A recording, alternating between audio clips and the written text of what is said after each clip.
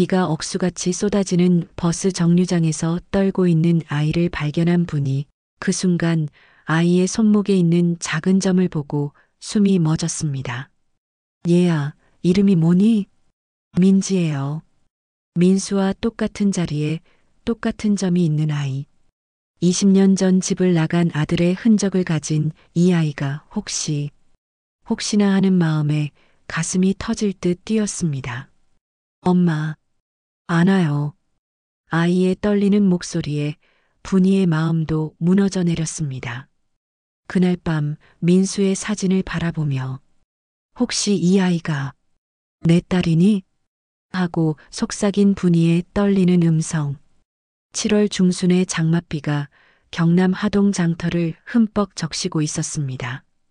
빗소리가 처마 끝에서 떨어지는 물방울과 어우러져 리듬을 만들어내고 있었죠. 분인의 한식당은 30년째 이 자리를 지키고 있었습니다. 72세의 김분이는 아침부터 국을 끓이고 반찬을 준비하느라 분주했습니다. 어머니, 오늘도 일찍 나오셨네요. 단골 손님인 박 씨가 문을 열며 인사를 건넸습니다. 분이는 익숙한 미소로 대답했습니다. 비 오는 날엔 따뜻한 국밥이 최고죠. 어서 앉으세요. 식당 한쪽 벽에는 오래된 가족 사진들이 걸려 있었습니다. 그 중에서도 유독 분이의 시선이 머무는 사진이 하나 있었습니다. 군복을 입은 25살의 민수가 웃고 있는 사진이었죠. 큰아들 민수는 20년 전 교통사고로 세상을 떠났습니다. 하지만 그 전에 이미 집을 나가 연락이 끊어진 상태였습니다. 분이는 하루에도 몇 번씩 그 사진을 바라보곤 했습니다.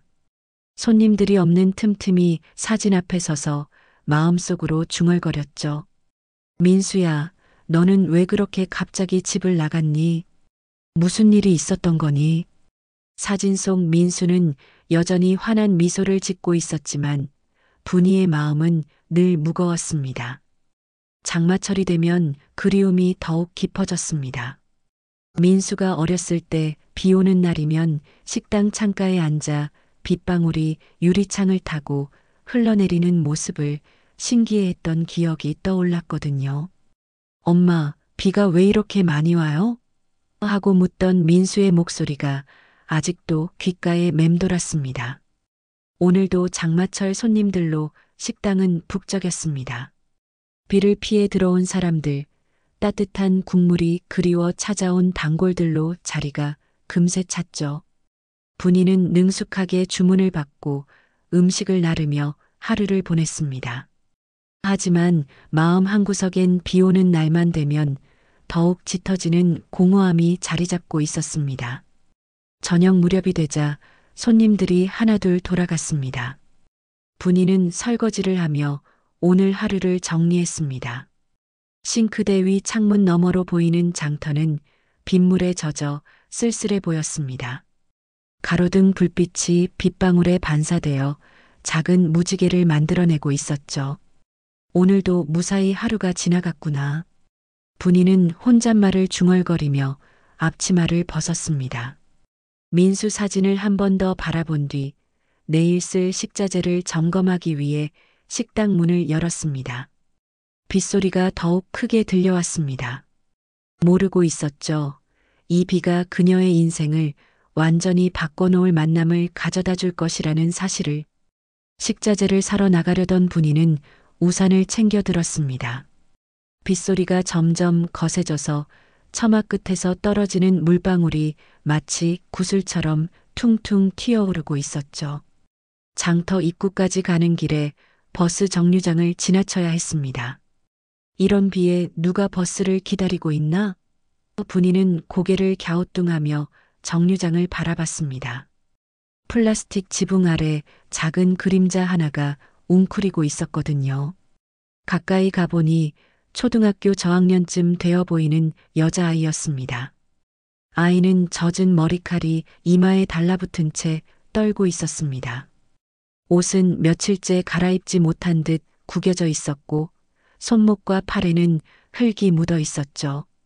무엇보다 아이가 손에 꼭 쥐고 있는 낡은 비닐봉투가 분이의 시선을 끌었습니다. 얘야, 이런 비에 혼자 뭐하고 있니? 분이가 우산을 아이 쪽으로 기울이며 다가갔습니다. 아이는 고개를 들어 분이를 바라봤는데 그 눈빛이 또래 아이들과는 달랐습니다. 너무 어른스럽고 슬펐거든요. 집은 어디니? 분이가 다시 물었습니다. 아이는 고개를 푹 숙인 채 작은 목소리로 대답했죠. 엄마, 안 와요. 목소리가 떨리고 있었습니다. 추위 때문인지 무서움 때문인지 알 수 없었지만 분이의 가슴이 먹먹해졌습니다. 언제부터 기다리고 있었니? 분이가 아이 옆에 쪼그리고 앉았습니다. 아침부터요. 아이의 대답에 분이는 깜짝 놀랐습니다. 벌써 오후 5시가 넘었거든요. 아이가 거의 하루 종일 이 자리에서 기다리고 있었다는 뜻이었습니다. 그때 분이의 시선이 아이의 왼쪽 손목에 머물렀습니다. 작고 진한 점 하나가 선명하게 보였거든요. 동그랗고 까만 그 점을 본 순간 분이는 숨이 멎는 듯 했습니다. 민수의 손목에도 똑같은 자리에 똑같은 점이 있었거든요. 혹시? 분이는 떨리는 목소리로 물었습니다. 너 이름이 뭐니? 민지요. 아이가 고개를 들어 대답했습니다. 민수, 민지. 이름까지도 비슷했습니다. 분이는 가슴이 두근거리는 것을 느꼈죠. 민지는 비닐봉투 안에서 구겨진 종이 한 장을 꺼냈습니다. 엄마가 여기서 기다리라고 했어요. 종이에는 삐뚤빼뚤한 글씨로 버스 정류장에서 기다려라고 적혀 있었습니다. 아이 글씨가 아니었습니다. 엄마가 언제 온다고 했니? 분이가 물었지만 민지는 대답하지 못했습니다. 그저 눈물만 글썽였을 뿐이죠. 비는 점점 더 세게 내렸고 아이의 작은 몸은 계속 떨리고 있었습니다. 분이는 더 이상 망설일 수 없었습니다. 얘야, 우선 우리 집에 가서 따뜻한 걸 좀 먹자. 엄마가 오면 찾으러 오실 거야. 민지는 고개를 끄덕였습니다. 다른 선택이 없다는 걸 알고 있는 듯 했죠. 분이는 민지의 작은 손을 잡고 식당으로 향했습니다. 아이의 손이 얼음처럼 차가웠습니다. 걸어가는 동안 분이의 머릿속에는 온갖 생각들이 맴돌았습니다. 저 점이 단순한 우연일까? 이름이 비슷한 것도 우연일까? 식당 문을 열고 들어서며 분이는 민수의 사진을 슬쩍 바라봤습니다. 사진 속 민수가 평소보다 더 환하게 웃고 있는 것 같았습니다. 마치 무언가를 말하려는 듯이 분이는 민지를 식당 안쪽 따뜻한 자리에 앉혔습니다. 아이는 여전히 비닐봉투를 놓지 않고 꼭 쥐고 있었죠. 잠깐만 기다려. 따뜻한 국밥을 끓여줄게. 분이는 부엌으로 향하며 말했습니다. 가스레인지에 불을 올리고 국물을 끓이는 동안 분이는 계속 민지를 흘끔거리며 바라봤습니다. 아이는 식당 안을 둘러보고 있었는데 시선이 벽에 걸린 민수의 사진에서 멈췄습니다. 한참 동안 그 사진을 바라보더니 고개를 갸우뚱했죠. 자, 이제 드셔봐. 분이가 김이 모락모락 나는 국밥을 민지 앞에 놓았습니다. 아이는 숟가락을 들더니 조심스럽게 한 입 떠먹었습니다. 그러고는 눈이 커졌죠. 맛있어요. 작은 목소리였지만 진심이 담겨 있었습니다. 민지가 국밥을 먹는 모습을 보며 분이는 마음이 아팠습니다. 아이가 얼마나 배가 고팠는지 알 수 있었거든요. 국밥 한 그릇을 순식간에 비워버린 민지에게 분이는 밥을 더 퍼주었습니다. 천천히 먹어도 돼. 아무도 뺏어가지 않으니까. 할머니는 혼자 사세요? 민지가 갑자기 물었습니다. 분이는 잠시 멈칫했습니다. 응, 혼자 살아. 너는 엄마랑 단둘이 사니? 네. 그런데 엄마가 자꾸 어디 가요? 민지의 목소리에 외로움이 묻어났습니다. 밤이 깊어가도 민지의 엄마는 나타나지 않았습니다. 분이는 고민 끝에 결정했습니다. 오늘은 여기서 자고 내일 엄마를 기다려보자. 민지는 고개를 끄덕였습니다. 다른 곳에 갈 데도 없었거든요. 분이는 식당 안쪽 작은 방에 이불을 펴주었습니다. 민지는 여전히 비닐봉투를 안고 있었죠. 그 안에 뭐가 들어있니? 분이가 물었습니다. 민지는 조심스럽게 봉투를 열어보였습니다. 낡은 인형 하나와 구겨진 사진 몇 장이 들어 있었습니다. 사진을 보던 분이는 깜짝 놀랐습니다. 그중 한 장에는 젊은 여자와 함께 찍힌 민수의 모습이 있었거든요. 대학생 시절의 민수였습니다. 이 아저씨 아니? 분이가 떨리는 손으로 사진을 가리켰습니다. 네, 아빠예요. 엄마가 아빠는 하늘에 계신다고 했어요. 그날 밤 분이는 잠을 이룰 수 없었습니다. 민지가 자신의 손녀일 가능성이 점점 커지고 있었거든요. 손목의 점, 이름, 그리고 무엇보다 민수의 사진까지. 모든 것이 우연이라고 하기엔 너무 많은 일치점들이었습니다. 다음 날 아침 민지는 분이를 도와 식당 일을 거들었습니다. 손놀림은 서툴렀지만 열심히 따라했죠. 이렇게 하는 거예요? 민지가 물걸레를 들고 물었습니다. 맞아, 잘하고 있어. 분이는 미소를 지으며 대답했습니다. 하지만 민지에게는 특별한 습관이 있었습니다. 손님이 들어올 때마다 몸을 움츠리고 눈치를 살폈거든요. 큰 소리가 나면 깜짝 놀라며 구석으로 숨어버렸습니다. 누군가에게 혼나는 일에 익숙해진 아이의 모습이었죠. 저녁이 되면 민지는 창가에 앉아 비가 오는 하늘을 멍하니 바라봤습니다. 엄마 기다리고 있니? 분이가 물으면 민지는 고개만 끄덕였습니다. 그 모습이 어린 시절 민수를 꼭 닮아 있었습니다. 민수도 어렸을 때 창가에 앉아 밖을 바라보길 좋아했거든요. 사흘째 되는 날 분이는 용기를 내어 물었습니다. 민지야, 내 엄마 이름이 뭐니? 지영이에요. 민지의 대답에 분이의 기억이 되살아났습니다. 민수가 대학 다닐 때 자주 언급했던 여자친구 이름이 바로 지영이었거든요. 혹시 엄마가 아빠 얘기를 해준 적 있니? 분이가 조심스럽게 물었습니다. 아빠는 착한 사람이었다고 했어요. 그런데 하늘나라에 너무 일찍 가셨대요. 민지의 말에 분이의 눈가가 촉촉해졌습니다. 그날 밤 분이는 민수의 사진 앞에 섰습니다. 민수야, 혹시 이 아이가 내 딸이니? 사진 속 민수는 여전히 환하게 웃고 있었습니다. 마치 맞다고 대답하는 것 같았죠. 민지와 함께 지낸 지 일주일이 지났습니다. 아이는 이제 식당 일에도 제법 익숙해져서 물수건으로 테이블을 닦고 그릇을 정리하는 일을 도왔죠. 분이는 민지를 보며 마음이 복잡했습니다. 점점 확신이 서고 있었거든요. 이 아이가 민수의 딸이라는 것을. 그날 오후 장맛비가 다시 내리기 시작했습니다. 분이는 부엌에서 저녁 준비를 하고 있었고 민지는 평소처럼 창가에 앉아 빗방울을 바라보고 있었습니다. 할머니, 엄마는 언제 오실까요? 민지가 작은 목소리로 물었습니다. 곧 올 거야. 걱정하지 마. 분이가 대답했지만 마음은 무거웠습니다. 일주일이나 지났는데도 소식이 없다는 건 심상치 않았거든요. 그때 식당 문 앞에서 사람 그림자가 어른거렸습니다.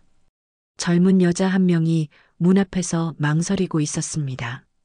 비에 흠뻑 젖은 채로 유리문 너머로 안을 들여다보고 있었죠. 분이가 문을 열자 그 여자는 깜짝 놀라며 고개를 푹 숙였습니다. 죄송합니다. 혹시 민지가 그 목소리를 듣고 벌떡 일어났습니다. 엄마. 아이가 달려가려 했지만 여자는 손을 저으며 말렸습니다. 민지야, 잠깐만. 목소리가 떨리고 있었습니다. 그제야 분이는 그 여자를 제대로 볼 수 있었습니다.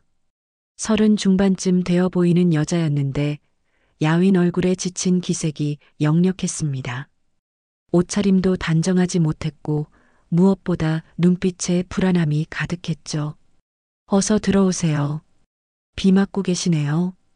분이가 말했지만 여자는 문 앞에서 서성거리기만 했습니다.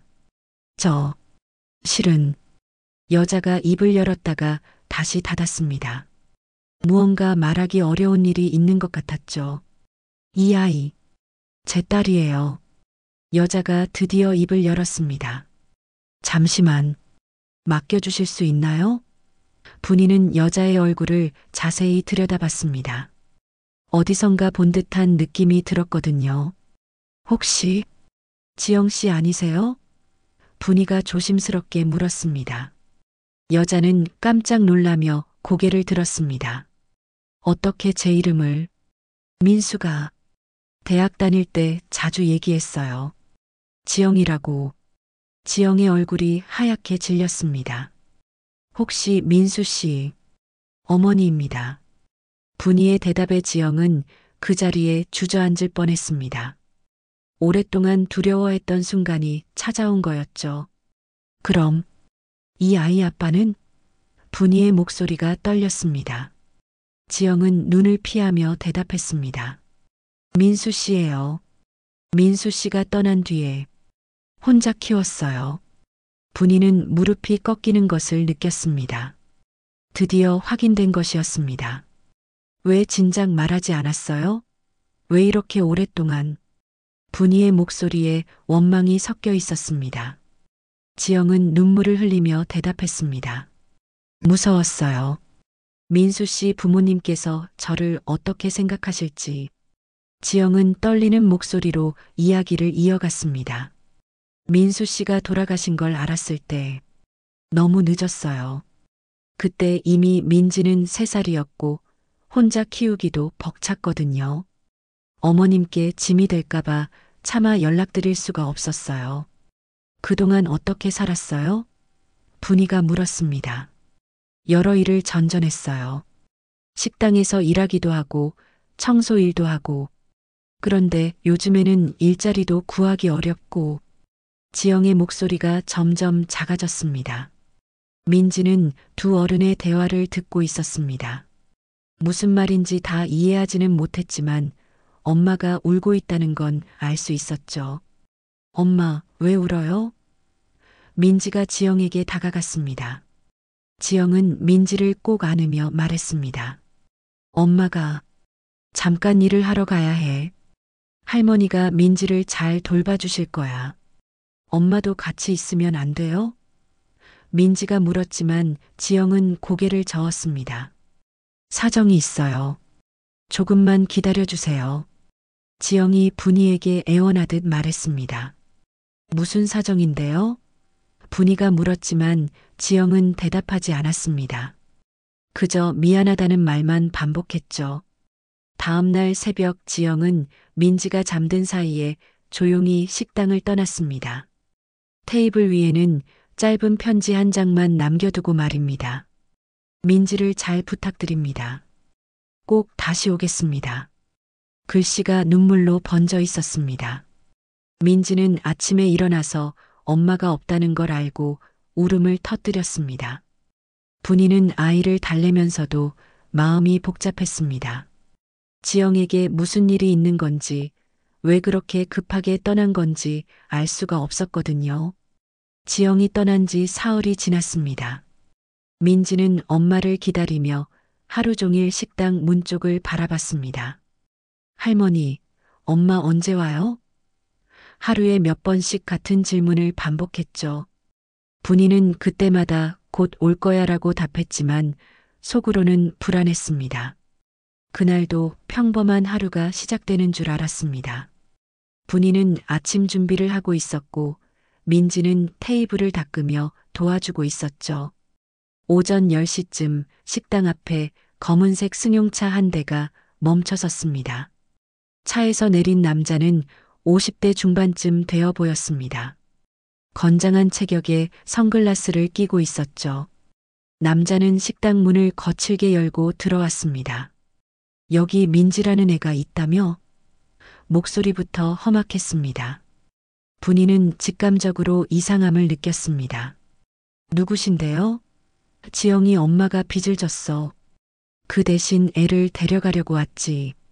남자가 싸늘하게 말했습니다. 민지는 분이 뒤로 숨었습니다. 무슨 소리예요?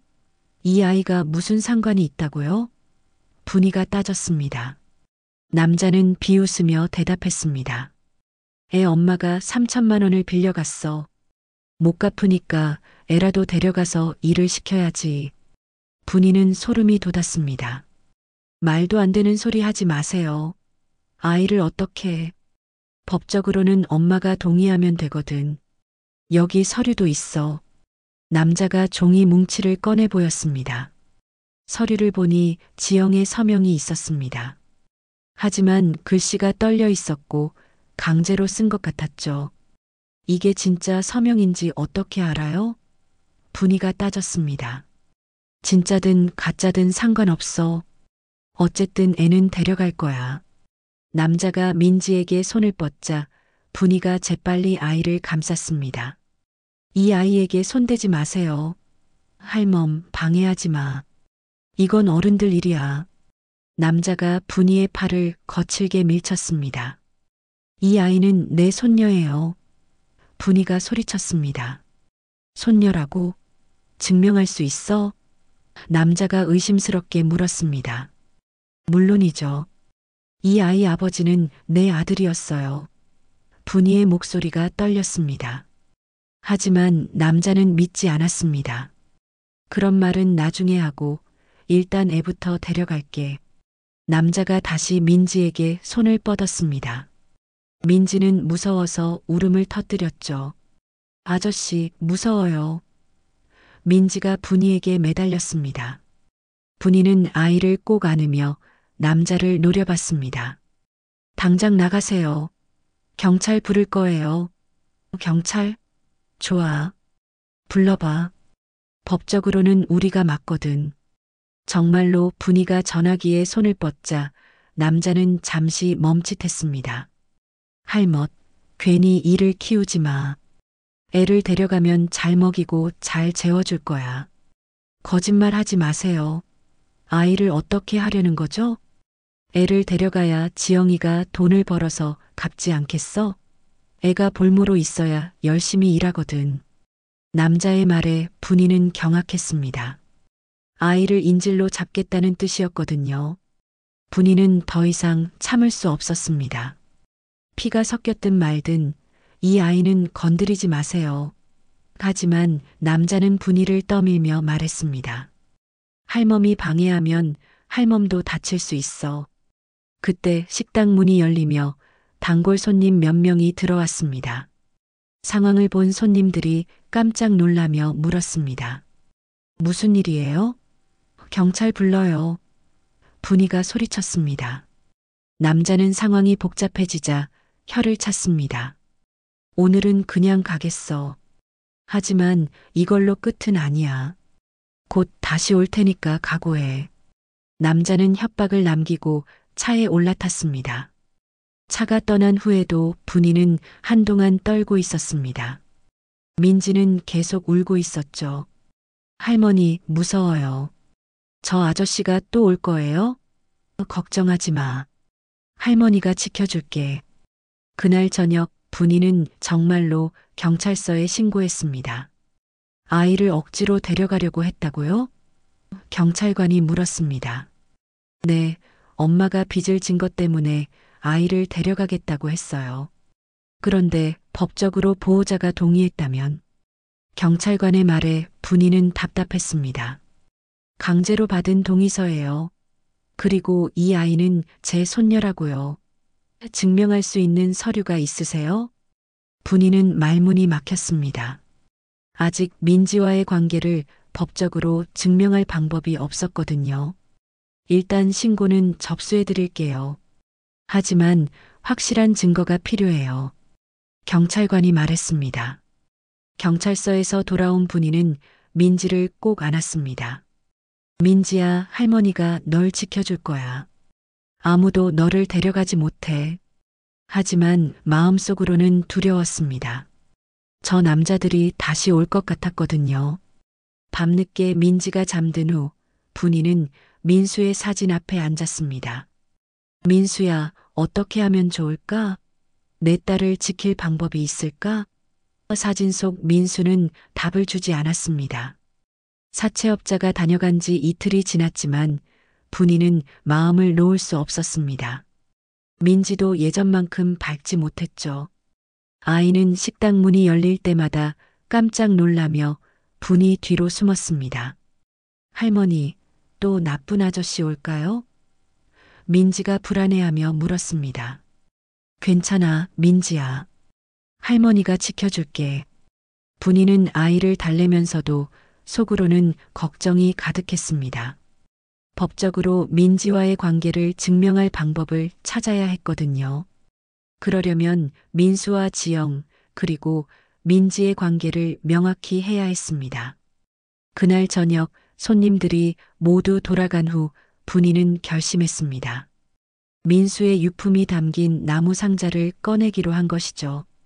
20년 동안 한 번도 제대로 정리하지 못했던 상자였습니다. 너무 아파서 볼 수가 없었거든요. 민지야, 할머니가 중요한 걸 찾아볼 테니까 잠시 기다려줄래? 분이가 말했습니다. 민지는 고개를 끄덕이며 테이블에 앉아 그림을 그리기 시작했습니다. 할아버지의 사진을 그리고 있었죠. 분이는 떨리는 손으로 상자를 열었습니다. 민수의 군복, 대학교 졸업장, 그리고 몇 장의 사진들이 들어 있었습니다. 사진 중에는 지영과 함께 찍은 것도 있었죠. 둘이 참 행복해 보였습니다. 상자 바닥에서 분이는 낡은 편지 봉투 하나를 발견했습니다. 봉투에는 엄마에게라고 적혀 있었는데 민수의 글씨였습니다. 분이는 가슴이 두근거렸습니다. 민수가 집을 나가기 전에 쓴 편지인 것 같았거든요. 편지를 꺼내어 펼쳐보니 글씨가 떨려 있었습니다. 민수가 얼마나 힘들어했는지 알 수 있었죠. 엄마, 미안해요. 이런 말을 편지로밖에 할 수 없어서. 편지는 이렇게 시작되었습니다. 엄마, 내가 지영이를 버린 게 아니라 지영이가 날 떠난 게 아니었어요. 우리에게 아이가 생겼어요. 지영이는 아이를 낳고 싶어 했지만 저는 너무 무서웠어요. 아직 준비가 안 되었다고 생각했거든요. 분이는 편지를 읽으며 눈물이 나기 시작했습니다. 민수가 왜 그렇게 괴로워했는지 이제야 알 것 같았거든요. 하지만 지영이가 아이를 낳은 후에 저는 마음이 바뀌었어요. 제 딸을 보는 순간 이 아이를 끝까지 지켜야겠다고 생각했어요. 지영이와 결혼해서 아이와 함께 살고 싶었어요. 하지만 지영이는 저를 믿지 못했어요. 제가 처음에 도망치려고 했으니까요. 그래서 저 혼자 아이를 키우겠다고 했어요. 편지를 읽는 분이의 손이 점점 떨렸습니다. 엄마, 저는 지영이를 설득해서 언젠가 세 명이 함께 엄마께 인사드리려고 했어요. 하지만 제가 못 버틸 것 같아요. 매일 지영이한테 빌어도 아이를 보여주지 않아요. 제가 아빠가 될 자격이 없다고 하면서요. 분이는 그제야 모든 상황을 이해했습니다. 민수가 집을 나간 건 도망친 게 아니라 자신의 가족을 찾기 위해서였던 것입니다. 엄마, 죄송해요. 좋은 아들이 되지 못해서. 하지만 제 딸만큼은 꼭 지키고 싶어요. 언젠가 다시 뵐게요. 편지의 마지막 부분을 읽을 때 분이는 주저앉을 뻔했습니다. 아이 이름은 민지예요. 저와 비슷한 이름으로 지영이가 지었대요. 왼쪽 손목에 저와 똑같은 점이 있어요. 언젠가 엄마께서 만나신다면 그 점을 보시면 알 수 있을 거예요. 할머니, 왜 울어요? 민지가 다가와서 물었습니다. 분이는 편지를 가슴에 꼭 안으며 민지를 바라봤습니다. 이제 확실했습니다. 민지는 틀림없이 민수의 딸이었습니다. 민지야, 분이가 떨리는 목소리로 말했습니다. 할머니가 너의 진짜 할머니야. 내 아빠는 할머니 아들이었어. 민지는 잘 이해하지 못한다는 표정을 지었습니다. 분이는 민지에게 민수의 사진을 보여주었습니다. 이 사람이 내 아빠야. 할머니 아들이고. 민지는 사진을 한참 바라보더니 고개를 끄덕였습니다. 그럼 할머니는 정말 내 할머니예요? 그래, 정말 내 할머니야. 분이가 민지를 꼭 안았습니다. 편지를 통해 모든 퍼즐이 맞춰졌습니다. 민수는 아이를 지키려고 했지만 그 꿈을 이루지 못한 채 세상을 떠난 것이었습니다. 그날 밤 분이는 편지를 다시 읽어봤습니다. 민수의 마지막 소원은 딸을 지키는 것이었습니다. 민수야, 이제 내 뜻을 이어받아 민지를 지킬게. 엄마가 해줄 수 있는 마지막 일이야. 분이는 편지를 소중히 접어서 다시 상자에 넣었습니다. 이제 할 일이 분명해졌습니다. 민지를 법적으로 보호하고 지영을 찾아서 모든 상황을 정리해야 했습니다. 무엇보다 사채업자들로부터 아이를 지켜야 했죠. 편지 덕분에 분이는 확신을 얻었습니다. 이 아이는 분명히 자신의 손녀였고 민수가 마지막까지 지키고 싶어 했던 소중한 존재였습니다. 이제 포기할 수 없었습니다. 민수의 편지를 발견한 다음 날 분이는 중대한 결심을 했습니다. 지영을 직접 찾아가기로 한 것이죠. 민지의 법적 보호를 위해서는 지영과 이야기를 나눠야 했거든요. 하지만 지영이 어디에 있는지 알 수가 없었습니다. 민지야, 엄마가 어디 사는지 아니? 분이가 조심스럽게 물었습니다. 잘 모르겠어요. 자주 이사를 다녔거든요. 민지의 대답에 분이는 답답했습니다. 그때 민지가 비닐봉투에서 구겨진 종이 하나를 꺼냈습니다. 이거 엄마가 적어준 거예요. 종이에는 주소 같은 것이 삐뚤빼뚤 적혀 있었습니다. 하동읍의 한 고시원 주소였죠. 여기가 엄마 집이야? 아마도요. 하지만 거기도 잠깐만 있는다고 했어요. 분이는 민지를 이웃집 할머니에게 잠시 맡기고 그 주소를 찾아갔습니다. 낡은 고시원 건물이었죠. 관리인에게 물어보니 지영이 정말 거기에 살고 있었습니다. 3층 5호에 계세요. 그런데 며칠째 방에서 안 나오시더라고요. 3층에 올라가서 문을 두드렸습니다. 지영 씨, 저예요. 민수 어머니예요. 한참 후에야 문이 열렸습니다. 지영의 모습을 보고 분이는 깜짝 놀랐습니다. 며칠 사이에 더 야위었고 얼굴이 창백했거든요. 어머님, 지영이 약한 목소리로 인사했습니다. 들어가도 될까요? 분이가 물었습니다. 방은 작고 어수선했습니다. 이불 위에는 약봉지들이 놓여 있었고 지영은 몸을 가누기 힘들어 보였죠. 아프세요? 분이가 걱정스럽게 물었습니다. 괜찮아요. 그냥 감기 기운이. 지영이 대답했지만 목소리에 기력이 없었습니다. 분이는 지영의 손을 잡아봤습니다. 열이 심하게 나고 있었거든요. 병원에 가봐야겠어요. 분이가 말했지만 지영은 고개를 저었습니다. 돈이 없어요. 병원비도 낼 수 없고. 그럼 말하지 말고 우선 몸부터 추스려요. 분이가 지영을 부축해 일으켜 세웠습니다. 어머님 죄송해요. 민지 때문에 고생시켜드리고. 지영이 눈물을 흘리며 말했습니다. 당신 왜 진작 내게 말하지 않았어요? 분이의 목소리에는 서운함이 섞여 있었습니다.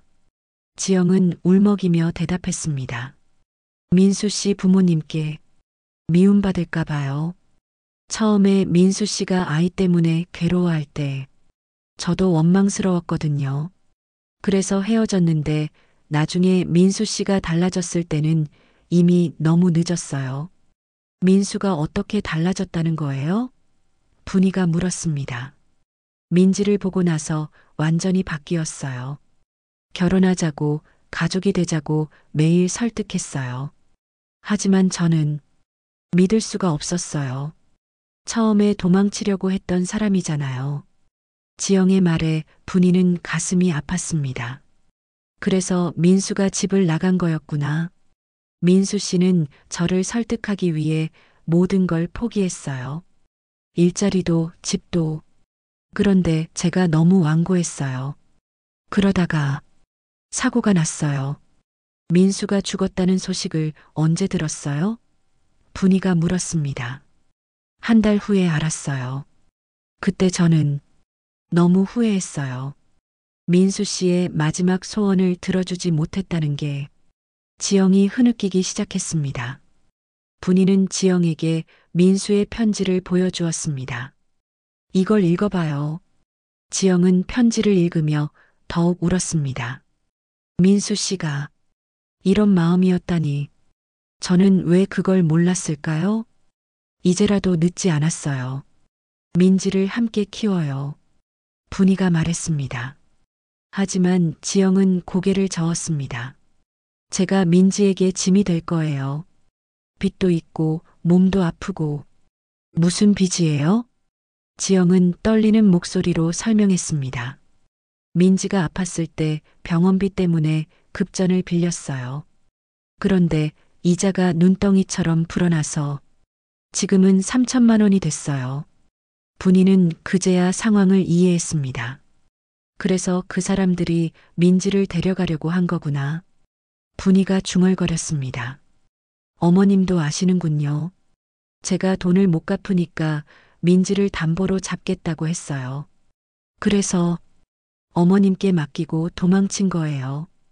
분이는 결심했습니다. 그 빚 내가 갚을게요. 안 돼요. 어떻게 그런 큰 돈을. 민지는 내 손녀야. 당연히 해야 할 일이에요. 분이의 목소리는 단호했습니다. 하지만 어머님도 힘드실 텐데. 지영이 걱정했지만 분이는 이미 마음을 정했습니다. 식당을 팔면 돼요. 30년 동안 모은 돈도 있고. 어머님, 지영이 감격해서 말을 잇지 못했습니다. 분이는 지영을 부축해서 일으켜 세웠습니다. 우선 병원부터 가요. 그리고 그 사채업자들을 만나러 갈 거예요. 위험해요. 지영이 말렸지만 분이는 흔들리지 않았습니다. 내가 직접 가서 말할 거예요. 이 빚 내가 갚을 테니까 민지한테는 손대지 말라고. 분이의 눈빛에는 강한 의지가 담겨 있었습니다. 손녀를 지키기 위해서라면 무엇이든 할 각오가 되어 있었거든요. 8챕터 비 오는 날의 약속. 지영을 병원에 데려간 분이는 의사로부터 충격적인 소식을 들었습니다. 과로와 스트레스로 인한 급성 간염입니다. 당분간 안정을 취해야 해요. 지영은 며칠 동안 입원해야 했습니다. 분이는 지영에게 말했습니다. 걱정하지 말고 치료에만 집중해요. 민지는 내가 돌볼 테니까. 병원에서 나온 분이는 곧바로 사채업자를 찾아갔습니다. 지영에게 들은 주소를 찾아가니 허름한 사무실이 있었죠. 문을 열고 들어가자 며칠 전 식당에 왔던 그 남자가 앉아 있었습니다. 그때 그 할멈이네. 무슨 일로 왔어? 남자가 비웃으며 말했습니다. 분이는 당당하게 대답했습니다. 지영이 빚 이야기 하러 왔어요. 아, 그래. 돈 가져왔나? 이 돈으로 빚을 다 갚을게요. 분이가 은행 통장을 꺼내 보였습니다. 3천만 원이 있어요. 대신 조건이 있어요. 남자는 통장을 보더니 눈빛이 달라졌습니다. 무슨 조건? 민지한테는 절대 손대지 마세요. 이 아이는 제 손녀이고 앞으로 제가 키울 거예요. 분이의 목소리는 단호했습니다. 그리고 지영이한테도 더 이상 괴롭히지 마세요. 남자는 잠시 생각하더니 말했습니다.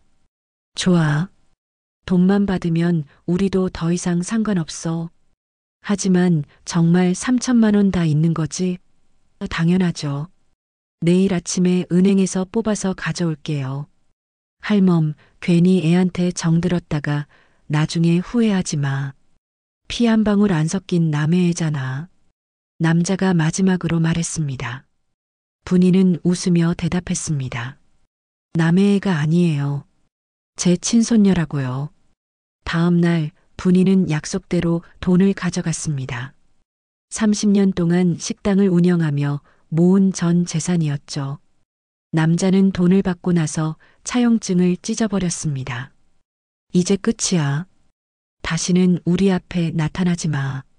그 일이 있은 지 일주일 후 지영이 퇴원했습니다. 분이는 지영과 함께 민지의 출생신고와 호적 정리를 위해 관공서를 다녔습니다. 민수의 편지와 몇 가지 증거 자료를 통해 민지가 민수의 딸임을 증명할 수 있었죠. 이제 공식적으로 민지는 김민지가 되었네요. 공무원이 말했습니다. 분이의 성을 따라 호적에도 올라갔습니다. 지영은 분이에게 고마워했습니다. 어머님, 정말 감사해요. 저 혼자였다면 절대 할 수 없었을 일이에요. 우리가 이제 가족이잖아요. 당연한 일을 했을 뿐이에요. 분이가 미소 지으며 말했습니다. 지영은 몸이 회복될 때까지 분이네 식당에서 함께 지내기로 했습니다. 2달 후 민지는 하동초등학교에 입학했습니다. 입학식 날 분이와 지영이 함께 학교에 갔죠. 민지는 새 교복을 입고 환하게 웃었습니다. 할머니, 엄마 저 학교 다니는 거 맞죠? 당연하지. 우리 민지가 이제 진짜 학생이네. 분이가 민지의 머리를 쓰다듬었습니다. 입학식이 끝난 후 세 사람은 식당으로 돌아왔습니다. 그때 마침 비가 내리기 시작했습니다. 식당 한쪽 벽에는 새로운 사진이 걸려 있었습니다. 민수, 민지, 분이, 그리고 지영이 함께 찍은 가족 사진이었죠. 민수의 영정사진 옆에 나란히 걸어둔 것입니다. 아빠도 우리 가족이 된 걸 기뻐하실 거예요. 민지가 사진을 보며 말했습니다. 저녁 무렵 장맛비가 다시 내렸습니다. 민지는 예전처럼 창가에 앉았지만 이제는 불안해하지 않았습니다. 할머니, 예전에 비 오면 무서웠는데 이제는 좋아요. 왜? 분이가 물었습니다. 엄마가 날 버스 정류장에서 기다리게 했을 때는 무서웠어요. 하지만 그 비 덕분에 할머니를 만났잖아요. 민지의 말에 분이는 뭉클했습니다. 정말 그랬습니다.